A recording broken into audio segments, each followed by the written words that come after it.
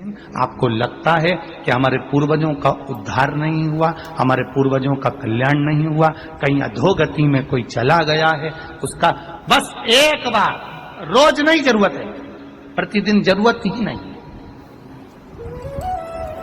महीने में एक बार अगर अमावस्या के दिन भी आपने चंदन के थोड़ा सा चंदन अगर मेरे देवाधिदेव महादेव को 7 स्थान पर समर्पित किया है। अशोक यहाँ पर वर्णन कर रही है, मैना, धन्य और कला की कथा कह रही है। तीनों ने सनकादि ऋषियों से मांगा। चंदन भगवान को अति प्रिय होता है और चंदन ही एक ऐसा होता है जो पितरों को भी प्रिय होता है, जिसका स्पर्श मात्र लगने से पूर्वजों का कल्याण हो जाता है।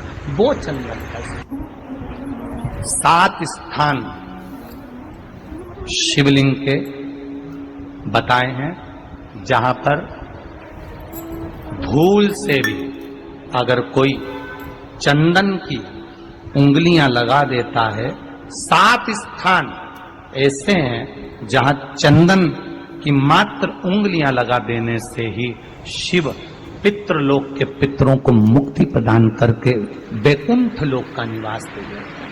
7 स्थान।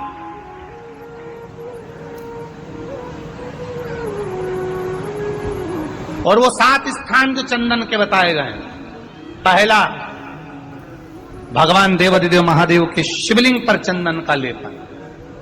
समझ लेना जरा बहुत अच्छे से। आपको लगता है स्वप्न में कोई मुर्दे दिख रहे हैं, या कोई जल रहा है, या कोई मर रहा है, या कोई चला गया है, ऐसा भय लगता है। बच्चों को मानी भेजूंगी ऐसा हो जाएगा, पति को मानी भेजूंगी ऐसा हो जाएगा, कोई हमारे कोई गलत तो नहीं कर रहा है। आपको लगता है 7 स्थान चंदन के बताएं महाराज। पहला शिवलिंग,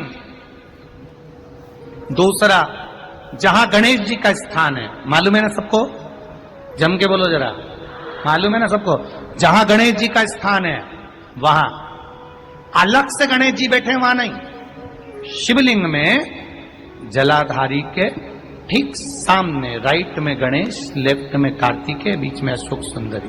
तो पहला चंदन बाबा के शिवलिंग पर, दूसरा गणेश जी पर चंदन की उंगली, तीसरा षडानंद कार्तिकेय पर चंदन की उंगली, चौथा अशोक सुंदरी पर चंदन की उंगली, पांचवा जलाधारी पर चंदन की उंगली, छठा जो शिवलिंग का जल बह रहा है इसके ठीक विपरीत की ओर चंदन की उंगली, और 7वां चंदन नंदी के मस्तक के ऊपर जो 2 सींग लगे रहते हैं उस पर चंदन की उंगली। ये कब लगाई जाती है? या तो अमावस्या के दिन। आपको लगता है कि हमारे पूर्वजों का उद्धार नहीं हुआ, हमारे पूर्वजों का कल्याण नहीं हुआ, कहीं अधोगति में कोई चला गया है, उसका बस एक बार, रोज नहीं जरूरत है, प्रतिदिन जरूरत ही नहीं, भगवान को अति प्रिय होता